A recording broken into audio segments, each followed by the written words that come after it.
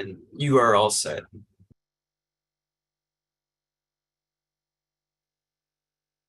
Good morning, good afternoon from wherever you're tuning in from. Thank you for joining us today. We're going to go ahead and get started in about a couple minutes. We encourage you to please submit your questions throughout today's webinar through the Q&A feature at the bottom of your screen.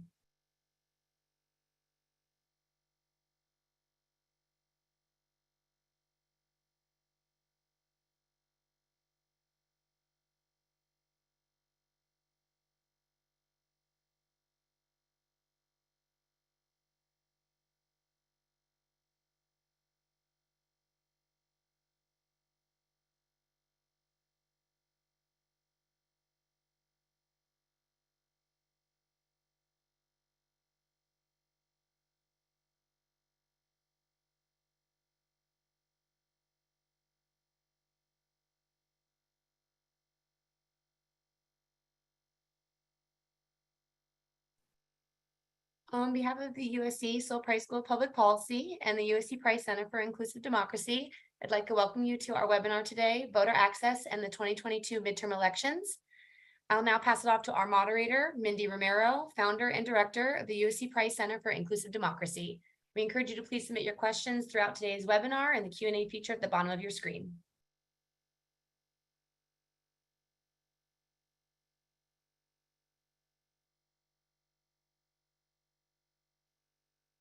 Hello, everyone. Welcome to Voter Access in the Midterm, the 2022 Midterm Elections, hosted by USC Center for Inclusive Democracy and USC Price School of Public Policy. Welcome to those of you who have joined us on Zoom, but also those who are viewing our live streaming on Facebook Live, LinkedIn, Twitter, and YouTube. So many platforms now. This webinar, just to note, is being recorded. It will be available later on our websites. It'll go out to people who've registered, so you can share at your leisure, at your interest going forward.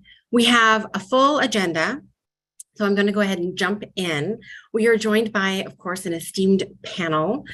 I'm going to give a presentation in a moment and we'll actually transition into our panel, but I want to certainly name them up front. Judd Choate, Director of Elections of Colorado, State of Colorado. Jesse Harris, Senior Deputy Elections Director of Georgia, and Adam Ambrogi, Senior Director for Voting and Elections at the National League of Women Voters.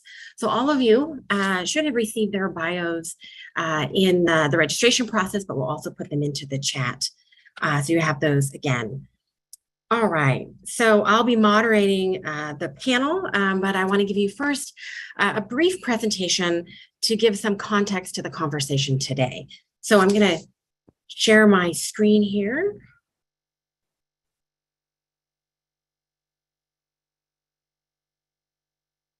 Okay, you all should be able to see my PowerPoint.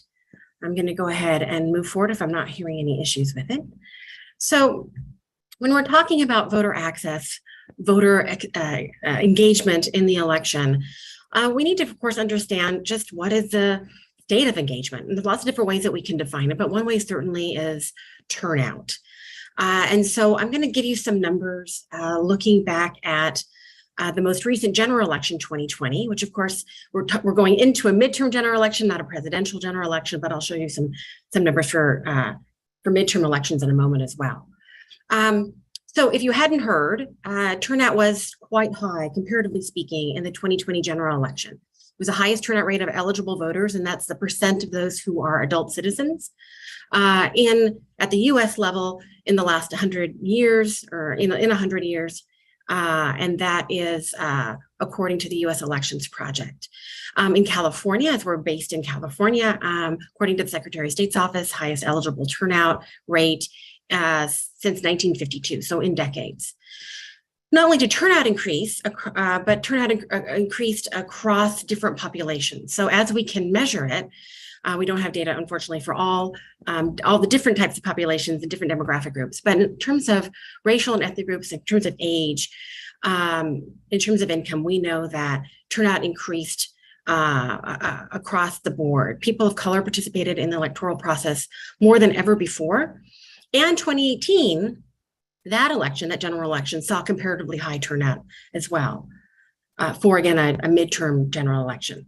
However, Despite all of those headlines and that exciting news, turnout was still lower than other established democracies around the world. That's consistent for the US, and significant disparities remain. When we look at the overall turnout rate, when we look across groups, even though all groups increased their turnout, and right now we'll just focus largely on race ethnicity, we know that the disparities, the gaps, the differences in turnout by race, ethnicity, as well as age, remained essentially the same.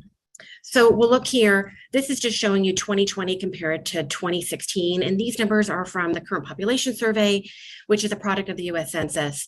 It is not a perfect measure of turnout, certainly methodologically, especially for voters of color, but it is the commonly used source for being able to track turnout over time and across states. So that's what we'll use for today's purposes.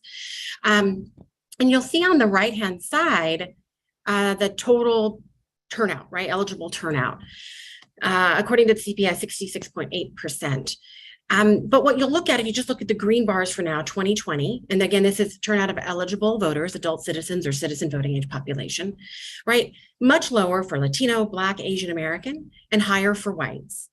And we see that in 2016 as well as 2020. And we see again, the kind of the turnout story, with the exception of Black, the turnout story, the gap story between Latino and white, Asian American and white, fairly similar. Here we're going to look, just going back. I don't want you to kind of jump into all of these numbers for today's purposes. I just want to show you that disparity story is the same going back even much farther than this chart will allow us to do, which is 1996. So on the far right is 2016, 2020, the same numbers I just showed you in that blue and green bar chart. And where the numbers can be higher and lower, right? Higher turnout election, lower turnout election. This is again, presidential general elections. The story of disparity is roughly the same, with the exception of Black turnout being receiving a jump there in 2012, being higher than white turnout, at least according to the CPS data. But then a large decline in 2016, a large increase or an increase in 2020, but still coming off of that very large decrease in 2016 versus 2012. Next chart, just to show you midterm elections. Again, midterm general elections, the numbers are lower overall because turnouts usually typically lower than in midterm elections than certainly presidential years. But again, that story of disparity similar across time. So significant disparities are present in US voter participation turnout rates. They are entrenched in our electoral system. And there are many factors that we have to acknowledge, of course. I mean, today's webinar is not about this specifically, but just to note, of course, there were many factors, many predictors of low turnout. One is the level of outreach and accessibility that people have in an election.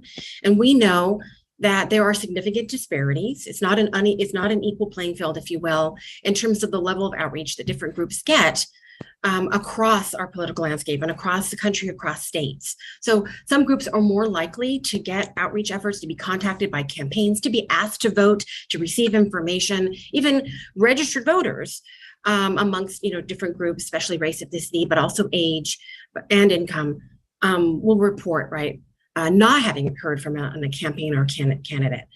Our electoral system is designed where largely the elements that are doing by far a bulk of the engagement of voters or potential voters are campaigns and candidates. And they, of course, are strategically, maybe understandably so, right, looking to not get every voter, but looking to mobilize voters that are likely to vote for them and just the number that they need, right, in terms of winning. So that means that there are whole groups that don't fall into that likely voter model, that don't get as much outreach and education, again, even registered voters. And of course, we have tremendous efforts across the country, nonpartisan, nonprofit outreach efforts, but they're fighting an uphill battle, always have been, in terms of trying to fill those gaps, the inequitable landscape in terms of outreach. And I'm largely talking here about, again, campaigns and candidates and nonprofit groups. But of course, today our panels will talk about what election officials are able to do and are doing to try to reach as many voters as possible. So turnout disparities produce a non-representative voting electorate. What do I mean by that? Because of those gaps in turnout that I just showed you in the previous charts, because not all groups vote at the same rates, it means that and that's consistent across elections. That means in any given election, whether it's high or low turnout, the actual pie of voters, those casting a ballot, their share, the makeup of that pie of voters isn't representative of the overall population. It's generally speaking, older, wealthier, whiter than the overall population. And that varies across states, certainly in terms of what that makeup is, but that's a general consistent story. And of course, that has real outcomes, real consequences or implications for decisions around who gets elected, right? Policy outcomes in communities, not having as much of a say in terms of the system, and the system not reflecting fully, right, the needs of everyone in their needs, desires, preferences, and so forth. So what does the congressional map look like? Because I'm just going to touch here a little bit on the battle for control of Congress, because of course that's on the minds of many people. Just a quick note, if you didn't know, midterm elections are historically bad for the president's party. Since the Second World War, the president's party has lost an average of 26 seats in the House, average of 4 seats in the Senate, but fewer swing districts than we had decades ago, fewer crossover districts, right, where a member was from a different party than the presidential candidate who carried the seat. I'm not going to talk about some of the analysis or predictions about who's going to win. That's not our goal today. But I do want to just emphasize how many seats are actually competitive, as has been determined. So one source, there's lots of different sources, but one key trusted source is the Cook Political Report. And they do an analysis, as many of you may know, ranking or rating House seats and Senate races in terms of competitiveness. So for the House, out of 435 seats, in this election, as of their most recent analysis, 84 are considered to be competitive as they define that. So it's likely Democrat, lean Democrat, or toss-up Democrat, and then the same for Republican, toss-up, lean, or likely. Of the kind of 4 middle ones, the lean Democrat and toss-up, and lean Republican and Republican toss-up, there's just 58 that fall into those categories. But you can see they're from districts across the country, states such as Arizona, California, Colorado, Illinois, Michigan, North Carolina, Arizona, Florida, New York, and so forth. And here's a map just to emphasize that. So again, here what we're looking at is the competitive districts. So the kind of grayed out or those toss-up, the light red or the light blue are those lean Democrat or lean Republican, member totaling 58 there. And you can see those whole swaths of the country, right, that don't have a competitive district, right, as has been determined through analysis. And what that means is, of course, that competitive districts get a lot of attention, a lot of resources, often very much so from other places around the country that pour into those competitive districts, again, a part of that battle of control of Congress. And that money, even though it may be frustrating for many people locally, that money, that attention, that time, that media coverage, right, people are fighting not for every vote again, but they're fighting for more votes. And that can impact turnout. But when we have whole swaths of the country that are not receiving that, at least when we look at congressional races, we don't see that being a driver, right, as much for turnout. And again, I mentioned earlier, one of the major factors for turnout can be how much outreach and right a voter gets, but also competitive districts, right, flow into that as well. Okay, and just at the Senate, not to neglect that, according to Cook Political Report, again, 10 seats, 5 Dem and 5 Republican Senate races in Arizona, Colorado, New Hampshire, Georgia, Nevada, Pennsylvania, Wisconsin, Florida, North Carolina, and Ohio. And I should note, because we are based in California, the battle over the control of Congress, if you will be fought right here in California. It always is. So of the 84 competitive seats, or 58 very competitive seats, 7 are in California, just listing them there for informational purposes. But again, really our point in noting all of this is to say, as we think about competitive races and we think about the attention that probably many of you on this webinar are paying to these races, we also have to think about the flip side in terms of non-competitive races, people's voice, people's ability to have a say in those races, right? To be part of the electoral process. All right, I'm going to go ahead and close out. I can move the screen here, stop sharing. And we're going to go ahead and go into our panel. My panelists, if you can share your screen. Yes, thank you, so we can see you. All right, thank you very much, everyone. All right, so again, we're joined by Judd Choate, Director of Elections for the state of Colorado, Jesse Harris, Senior Deputy Elections Director of Georgia, and Adam Ambrogi, Senior Director for Voting and Elections at the National League of Women Voters. And Adam, I'm hoping I didn't butcher your last name. Good to go, thanks. All right, so we're gonna start with a question that I'm gonna ask all of you to answer. So this is for everyone on the panel. And I'll just go in order. So Judd first, and then Jesse, and then Adam. So as you see it from your perspective, what is the state of voter access in the 2022 midterm elections? And we could focus on the November election going into that. So what do you see in your state, nationally, in terms of voters' ability to access the voting process? Give us an overview if you can. Judd? Well, first, thanks, Mindy, for the invite to be on this panel. I really appreciate it. And obviously, it's great to be on with Jesse and Adam, who I have a lot of respect for. They do great work in this area. So let me talk to you a little bit about Colorado. I think I feel pretty good about where we are in Colorado. We've had very few law changes or policy changes over the last 4, even 8 years that would reduce the likelihood of people registering to vote or participating in the election.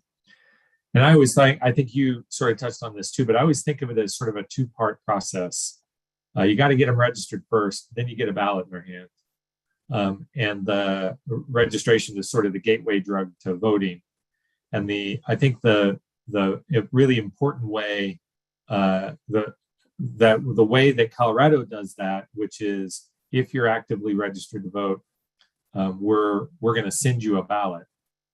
Sort of mitigates the concern about once you are registered, then do you get to vote, or what's the next hurdle to get to vote?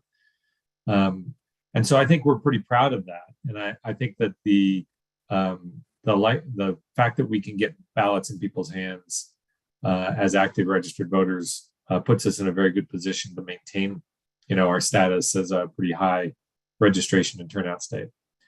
Nationally, it's a little rougher, and I have to tell you that there are some concerns in some states that have sort of retrenched on a couple of these very important ideas. But on the registration side, largely, I think we still remain pretty good, and we've made a lot of progress over the last decade in things like online voter registration, automatic voter registration, participation in ERIC, and doing eligible but unregistered mailings. So all of those things, I think, put us in pretty good shape nationally. The real problems come on the voting side, I think. Thank you. Thank you, Judd. I'll turn it over to Jesse. Thank you, Mindy, for the invitation. Great response, Judd, on Colorado's efforts to improve voting access. Here in the state of Georgia, we have done a marvelous job in making sure that all eligible voters and those that are eligible to vote can vote, right? So just like Judd said, we are one part of the easiest states to actually register in. We have a lot of different avenues to register. So automatic registration, when you go to driver services and do a transaction there, you can definitely register. We have 159 counties with 159 election offices in which you can log in to do voter registration, or you can go on the website at the state level to actually conduct our actual count. We rebranded our website to be a little bit more friendly, so we have a lot of graphical instructional videos that talk about registration, absentee voting. We have a My Voter page, which is your one-stop shop to register and to check your status, to see your elected representatives, and also find their early voting locations. We also have a set of ballots, so voters are informed and aware of who's on the ballot and what constitutional amendments and propose amendments on the ballot so that they can be informed when they go to the polls. We've also done a great job here at the state in partnership with Ballot Tracks, which is a texting and email service that actually builds confidence in mail voting. It actually tracks the ballot from outbound to inbound touch points until it gets back to the elections office. So that's what we here are doing in the great state of Georgia. Adam, thank you, Jesse, very much. Adam. And I'd echo my colleagues' statements. It's great. Thanks for the invite, Mindy, and the Center for Inclusive Democracy at USC. You all are doing great work and glad to be here, part of the conversation. I think Judd's exactly right. Right now, there is still a window for the vast majority, and I think all of the states, that folks that are not registered to vote or have not updated their registration to where their current domicile, meaning where you live, there is still a chance. And everyone should be checking, if there's a state portal that it allows you to check to make sure your registration is updated or that you're registered, you should do it. You can also find it, how to find that information at vote.gov, as well as the league's vote411.org that gives you both, information about election information as well as nonpartisan candidate information. But there is still a window, and over the next several weeks, that window, state by state, will be closing. There are some states that do allow you to register up to and during election day. But that's not currently the majority right now. So that's my plug to say, if you're talking to people, find out when the registration deadline is. Make sure that you, your family, your friends, your coworkers, and people you talk to are following that registration deadline. As far as the question of voter access goes, across the country, it's been a mixed bag, right? I think that we have seen overall in registration policy, the trend towards automatic voter registration, the fact that the vast majority of states, overwhelming majority, have online voter registration, the move towards the ERIC system that is a balance of both access as well as integrity to make sure that, a lot of folks are added to the rolls that should be there and people that are not there should be taken off. I think that's a good news story. We also, on the good news story front, have seen some increase in the nudge towards early voting. I think in the 2020 election, there was a report recently put out, I believe by Voting Rights Lab, that indicated that in 2020, there were 7 states that had 0 forms of early voting, and through the 2022 cycle, that shrunk to only 3 states. So only 3 states have 0 form of early voting currently, which is good. The challenging news is that there has been a framework around this big lie conversation that the last election was not correctly determined.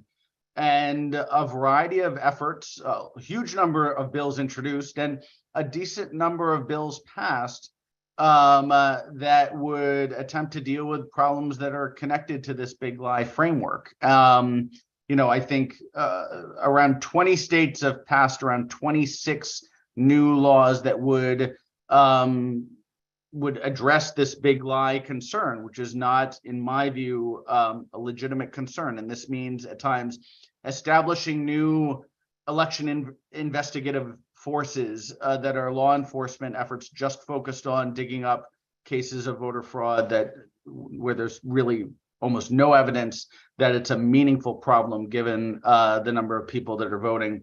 Efforts that take away authority from local election officials when it seems like there's not really a problem with how the election officials are running the elections process. Laws that change who appoints and how partisan folks can be appointed to serve in these election offices, and a whole bunch of laws that really frame around this this concept that last election, the 2020 election, should not be trusted. And in my view, it's scary, it's dangerous, and implementation obviously matters. We'll see how these laws are implemented, but they do run a risk for voter access in the 2022 midterms and beyond. Thank you all very much. Move on to the next question, and this is for Jesse and Judd, and we'll take it in that order. Jesse, most local election officials see their responsibility as running a safe and secure election and providing good customer service or good election administration. They don't necessarily see their main job as increasing voter turnout or eliminating voter turnout disparities. How do you see the role of your office, at the state level in impacting turnout? Jesse? Okay, thank you. Can you hear me okay? You're still maybe a little muddled, but let's try it. How about now? So far, so good. Okay, perfect. Yes, so Mindy, you're absolutely right. Is that good? Okay. I actually made this reference during my talk at USC earlier September, right? That local election officials are busy with providing the conduct and administration of elections. And by the time it gets to, well, let me think about voter education, let me think about outreach initiatives, we're preparing for the next election, right? And so it's kind of challenging in that way. So at the state level, what I see my role here as is more so on the preparation side of things that would impact or indirectly impact voter turnout and voter access, right? And so that would be making sure that our local partners have the tools and resources in which they need to be successful to run secure and fair, safe elections, providing that good customer service quality through training, and also managing those key performance indicators through their comprehension and through their performance of that task. Also coordinating with federal partners to make sure that we are substantially compliant with any DOJ, HAVA, ADA compliance, right? And preparing those reports and making sure that we're timely with sending ballots for our overseas military and citizens. Also, I definitely see my role as here at the state and also in our office, making sure that counties are well prepared and training and trained, if you will, for logic and accuracy testing, equipment allocation, making sure that they have enough equipment for each polling location, for advanced voting and for election day, as well as ballot proofing, and also public outreach and making sure that public participation is at the forefront of these processes and preparation strategies. And I think that will probably be a couple of things here at the state that we are responsible for, that we make sure that we do effectively and efficiently to directly and quote unquote indirectly impact voter access. So answering the question, I think you've accurately sort of assessed the problem of involving the local elections officials in the registration process. They are really in Colorado, and I think largely around the country, there is a distinction between the election administration process that happens at the local level and the election policy process that happens at the state level. And there really is sort of that line between the two. It doesn't have to be there. And I think many local jurisdictions, like our metro counties in Colorado, have their own sort of voter outreach policies. They do some mailings to voters to get them to update their voter registration, maybe even reach out in various ways to potential new voters. But for the most part, they're sort of on the elections administration side. They're trying to make the ballots run, ballots get produced, the polling places open, get people through the registration process who have sort of volunteered their way into that system. Really, the policy side, the part that is more active in the encouragement of voter registration, is more at the state level. So Colorado does a number of things along those lines. like we've discussed before, automatic voter registration, online voter registration, participation in ERIC and elsewhere. I would encourage your attendees to look at a couple of different sources that have very good information on these kinds of topics. And the first one is electproject.org. This is the longstanding source that all of us go to for the universe of people who could vote in a given election. So the eligible class of turnout. So the eligible way of thinking of turnout. That's a great source for that. You can sort of see historically where your state falls in the process of getting eligible people registered and turned out. The other one is MIT hosts the Election Performance Index. And the Election Performance Index takes some of that electproject.org data and plugs it into a turnout evaluator where you can sort of see turnout across elections and then evaluate how jurisdictions at the state level are doing comparatively in elections administration on turnout, on registration, and on some of these other categories. So those are really interesting tools to try to understand the landscape. And just to jump to the punchline, I think what you'll see is the states that have more progressive, forward-thinking kinds of ways to register voters or get ballots in people's hands are the states that usually perform well in those kinds of evaluative tools, because they are the ones that say, you're not just a constituent, you're a customer. So how can I be customer-oriented in my relationship to you? And so I see every possible voter in Colorado as a potential customer of mine. And so I'm trying to figure out how can I make it as easy and secure as possible to get you registered if you're eligible and get you voting if I can get a ballot in your hand. So that's the sort of design of our relationship to our customers. And the people and those states that are lower on the list in those categories under the index and then historically in turnout are typically states that don't really see potential voters as customers. They see them as constituents. They see them as people who could, if they want, come to our offices, come to our websites and do things which might get them registered. And I think that difference is the essential difference between the sort of have and have-nots of election turnout and voter registration. Thank you both very much. And just to list those two sources again, electproject.org and MIT, the university, Election Protection Index, which you can Google and find. Thanks very much for noting both of those. We're going to say something else, Judd? I was just going to say it's the Election Performance Index. Oh, I'm sorry. They'll find it. They'll find it. Election performance, and I know that. That was just a slip of the tongue. Election Performance Index. Thanks you so much. EPI. And for time, I'll move on to the next question, but I assume both of you, at least to some degree, would maybe also note if you had more time, funding challenges around doing some of the outreach, right, at the election official level, state and local, in being able to do the work and that's necessary, right? Yeah. All right, next question. And this is for Adam. There was, as I already noted, historically high turnout in the 2020 general election.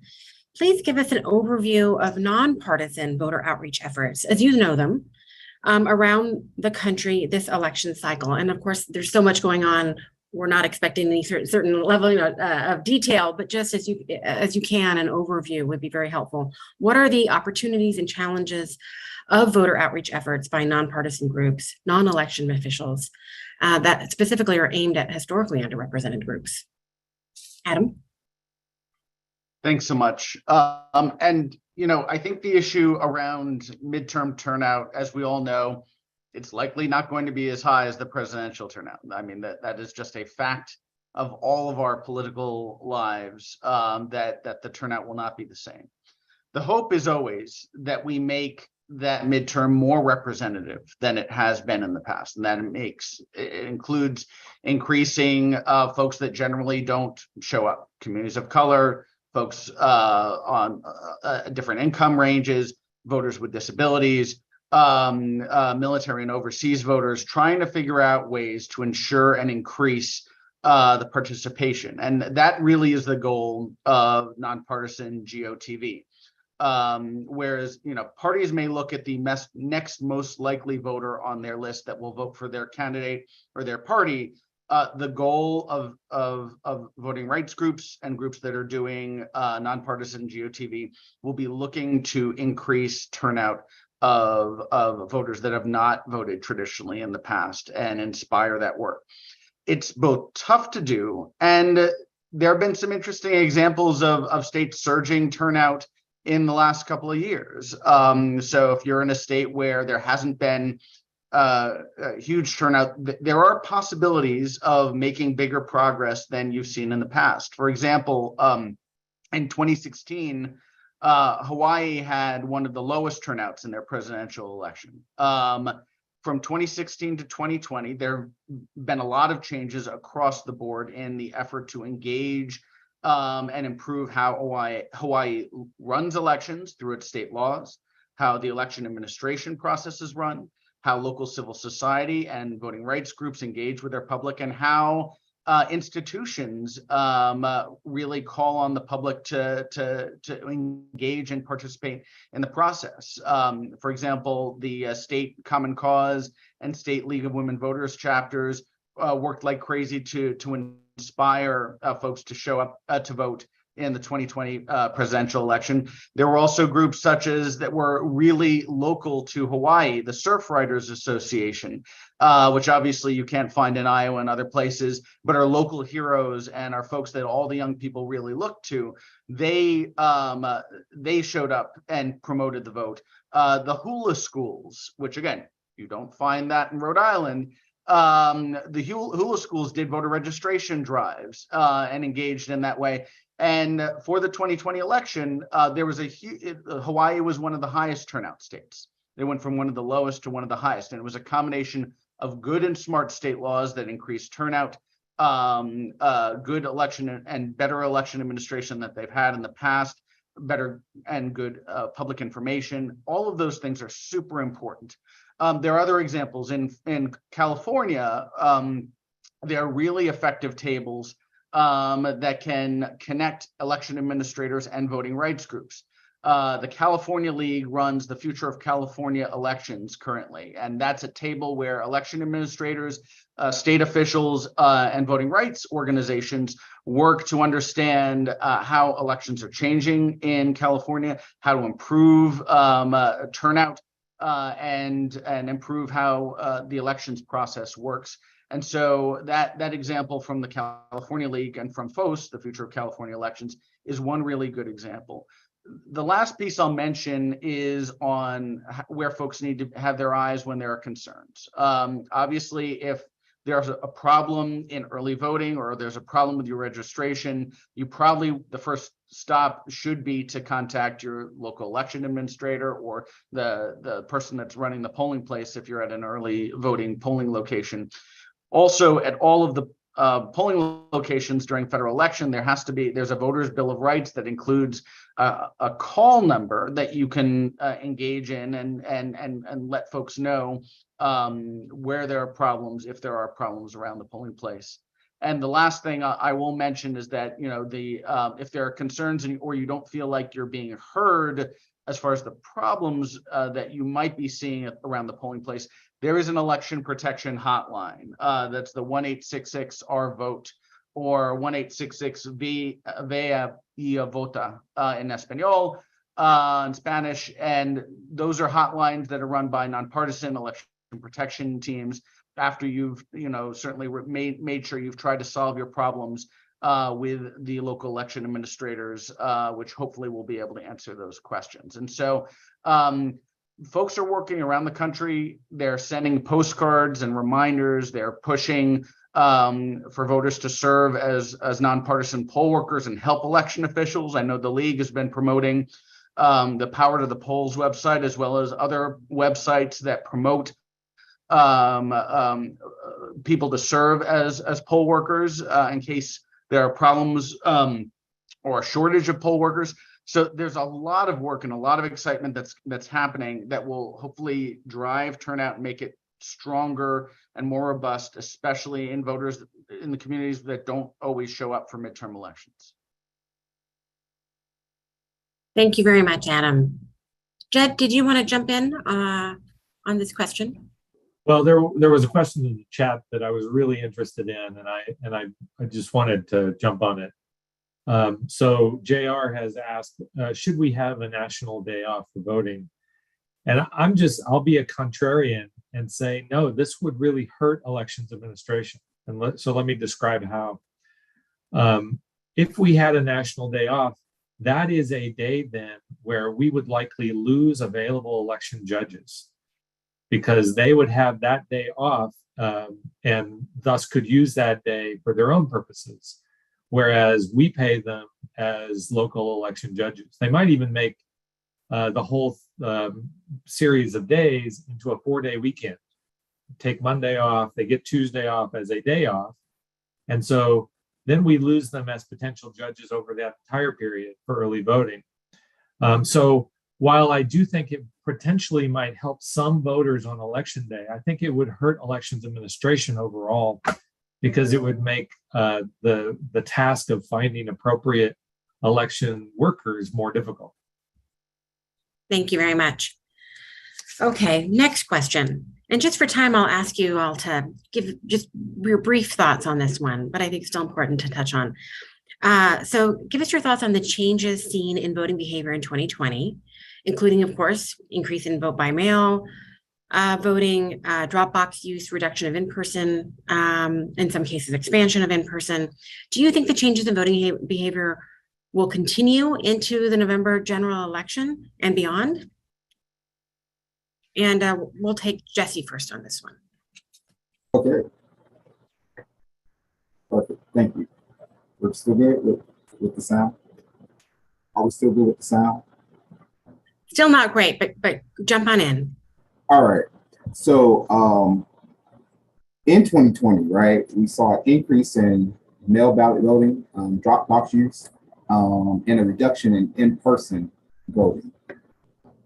But that was all due to the pandemic, right? Drop boxes were used as an emergency response to the pandemic to get mail ballots back to the locals in a good enough time. So, but now we have codified that into law through our SB 202, and it is now required that every county has at least one drop box and additional drop boxes for every 100,000 registered voters. So prior to 2020, drop boxes were not used in Georgia, so that was definitely something new and now being reconciled and available in law. So in May 2022, our recent primary that we just had, we saw record-breaking number in turnout. So that definitely shows that we are past or beyond the fright or the scare of the global pandemic, and COVID is somewhat behind us, right?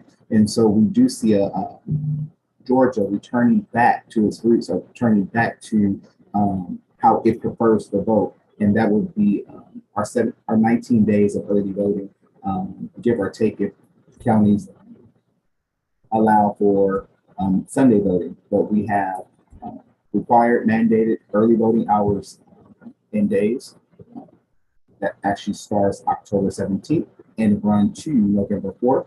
And it has to be at minimum 9 to 5, Monday through Friday, and then the first and second Saturday of that, and then Sundays are optional. So we definitely see the behavior changed once we were federally allowed to take off our masks or unmask, right, and get back outside. Voters are choosing, Georgia voters that is, are choosing to come back and participate in early voting. Thanks very much, Jesse. Adam? Yeah, I'm thinking of Judd's comment about the customer service approach that I think more and more election administrators are trying, if they have time, if they have staff, if they have resources, are interested in doing. You know, I mean, when we're thinking about running government in ways, whether it's like a business or like essential services, you want to try to find ways to make sure that whatever you're doing in government, it's as easy as possible for the public that's receiving it, that involved with taxes, with paying bills. And so I do think that this trend that was, increasingly prompted by COVID, and again, in 2020, everyone has to remember that COVID was a huge risk to everybody and to election officials, especially that had to work in person in the office. And any effort that they could do to increase vote by mail or spread out early voting meant, reduced risk to them, reduced risk to the voters, and then a better voting process at the end of the day. And so that prompted a lot of this conversation about vote by mail. But what it turned out is that people didn't think that as many people were going to be interested in using vote by mail. And folks liked it, and folks have an interest in it. And, we've seen in states, including, traditionally viewed as maybe conservative states in Florida, at least purplish anyways, where they have long history had early voting and vote by mail and early voting, that over time, their public is a third. Charles Stewart from MIT that Judd mentioned earlier has this sort of globe that indicates voter preferences, and it's not across party. People want to vote in the way that they live. They want to vote on their own time and dealing with their own schedule. And so sometimes that means early voting.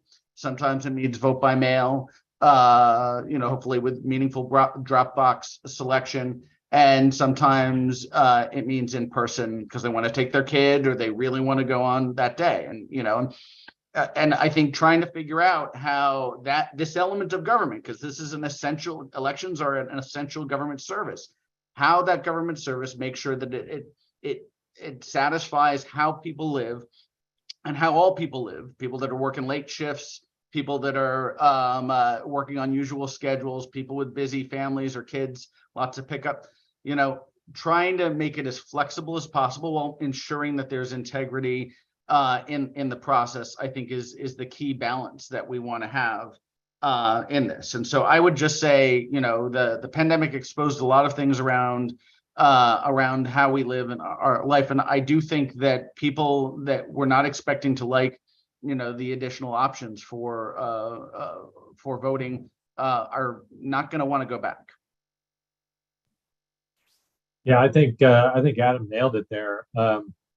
It's my experience that if you give somebody an option, you give somebody a taste of something new and they like it, it's hard to take it away from them. And you might be able to take it away from them, but you may suffer policy consequences because of that.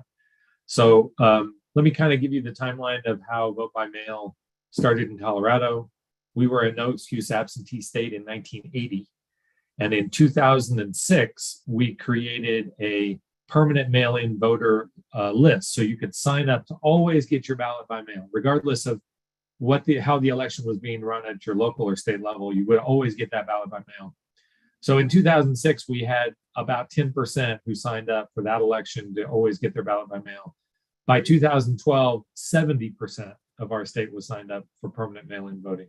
So we went from a mail-in voter state that was, mostly we were voting in person and we were voting either early or we were voting on election day, to very quickly a vote by a mail ballot state. And so in 2013, we passed a law that says everybody who's an active registered voter gets a ballot in the mail. And so we just became a mail ballot state. If you think about it, I got to get a ballot to you somehow. You're either standing in front of me and I slide it across the counter, or I put it in the mail and I get it to you that way. Either way, I'm getting a ballot to you. So we just think of it as a way to get ballots to people. And I think that really has aided in turnout. And I think that the Colorado experience of you give them a taste will lead to a policy objective. The policy objective meaning get people ballots in the mail the easiest way that you can convey them.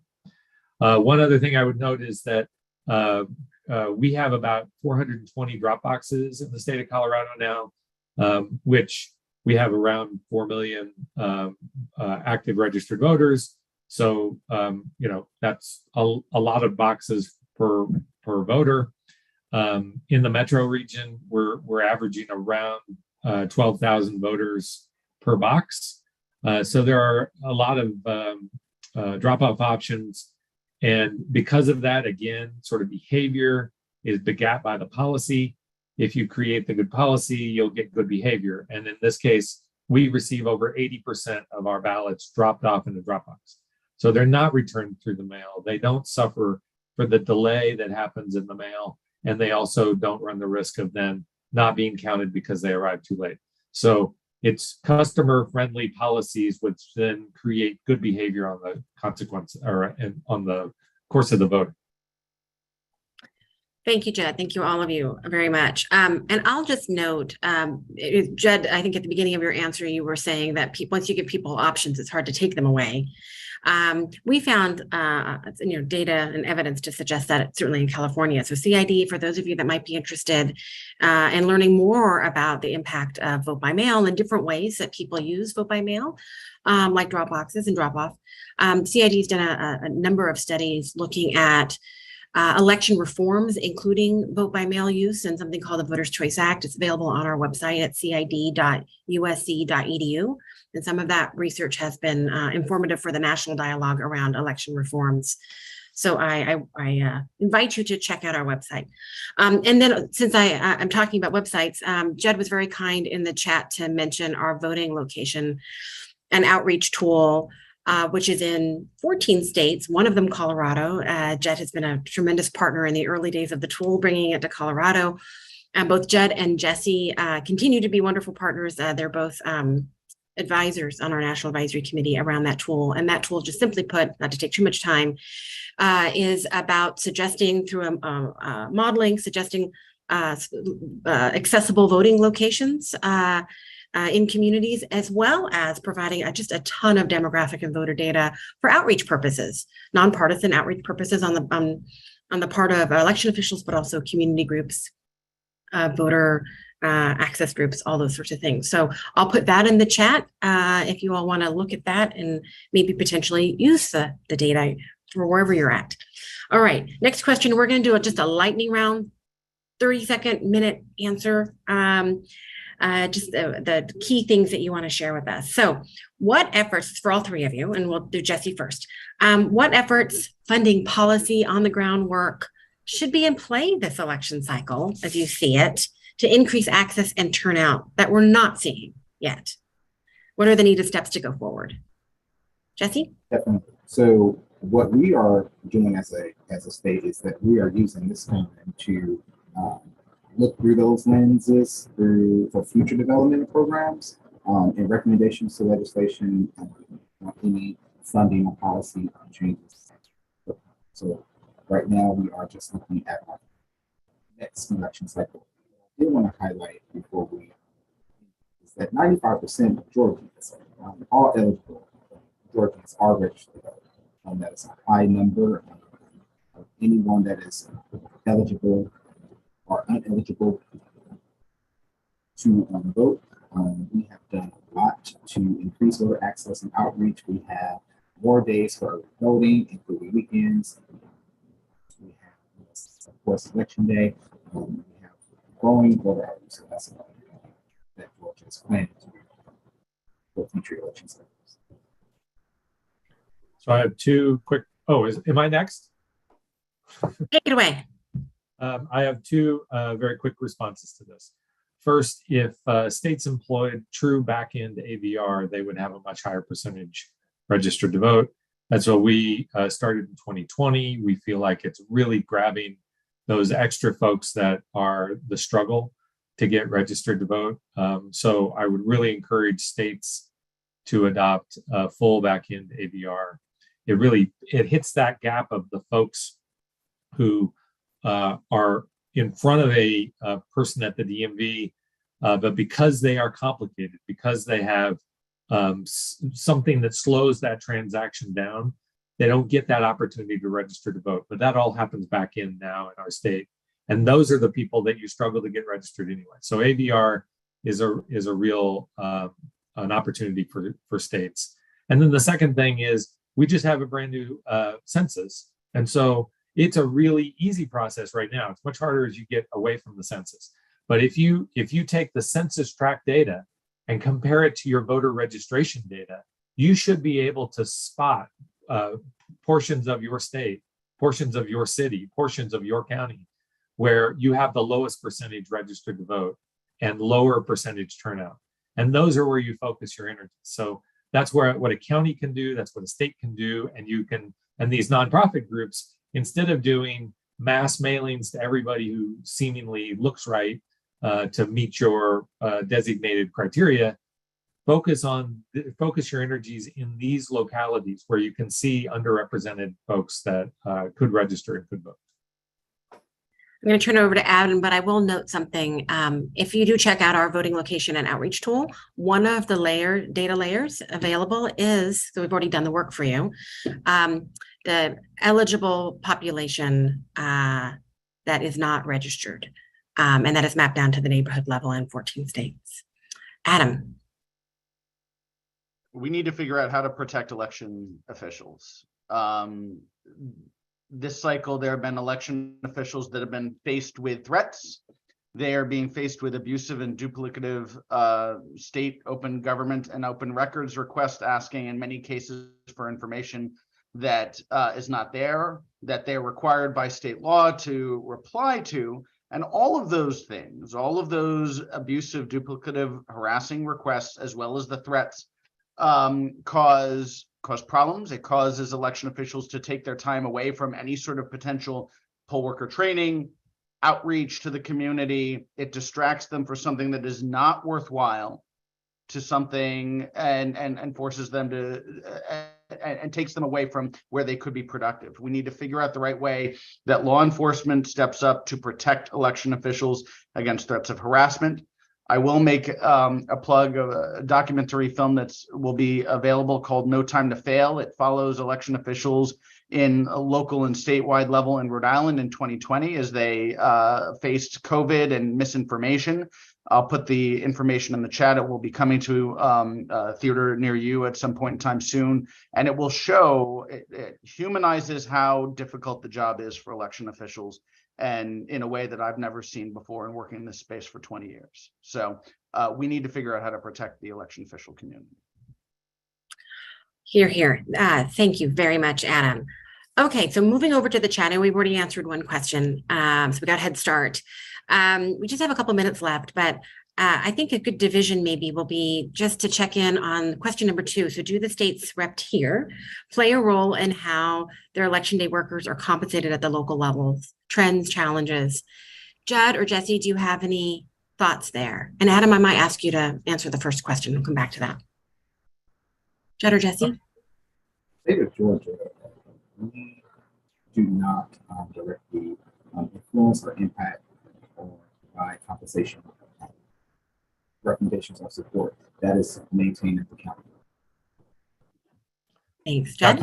Colorado has a law that says that every person employed as an election judge is paid a minimum of $15 an hour. And many counties pay those people more than that. So we value our judges to the point of requiring that the counties compensate them and sort of treat them like employees. I know that Jesse's not alone. There are many states that don't compensate election judges and sort of see them as volunteers, but we're in the compensation camp. We think it's really important. Thanks so much. And Adam, I'll ask you to take this question, just whatever thoughts you may have. And if not, that's okay too. It is, which state is most likely to see the biggest judicial hiccup over ledge manipulations just in time for ballot count verification deadlines? Why that state? Do you have any thoughts there? Yeah, do you want to venture down that path? I'm not going to call the state, but I will say that provisions that we've seen in the past about making sure that election officials can count in advance submitted vote by mail ballots as appropriate, so that they don't have to wait till the end, the close of election day, as we saw in 2020. Those things obviously cause a delay in the vote count and cause all sorts of concerns about what's emerging from that. So finding ways and promoting ways that the election officials can quickly but with appropriate and deliberate speed do their vote count, and make sure that all the records retention and chain of access rules are followed so that there's no question that the vote was what the vote was. If there are good and strong places to make that happen, I think that's where we need to do it. And actually, could I answer that journalist question? Sure. Journalists need to figure out how to talk about the election process. They should be talking to election officials in any article where it's deep around election procedures. Even on background, election officials would be happy to explain the process to them so they don't listen to the horse race as to what they think folks think that the process is. There have also been local papers that have printed state voter registration forms or given links online to the state voter registration forms as part of their journalistic practices as far as promoting nonpartisan engagement around the voting process. And I know the league works with a variety of different organizations to push back against mis and disinformation related to election information on a regular basis. And we have YouTube videos identifying how people and how journalists and the public can identify and understand and rebut misinformation related to the election practices. Thank you very much. I was going to try to tackle it, but you did a better job than I would have done. So critical on everything that you just mentioned, but of course, just also voter awareness, part of that overall reach, right? And that's incredibly important for especially groups that don't often, where there are information gaps. Thank you all very much. We went a couple minutes over, but I think this has been a really great conversation. I thank you all so much for your insights, for your bringing your experiences to our attendees. I just want to note again, esteemed panel, both Judd and Jesse are nationally recognized as leaders in their field of election administration. And of course, Adam has been a long known to be a leader in the nonprofit world, working with Democracy Fund and of course, League of Women Voters and many other projects beyond that. So we are fortunate to have all of your insights. Thanks so much everyone for joining us. Again, you'll be getting a link if you registered through the normal registration process. And we invite you when you get that to please share the video as widely as possible. And I will also, last but not least, thank my team at Price, Katie and Corey and Giovanna and others for running the show and making this possible. Thanks so much. Have a great rest of the day, everyone.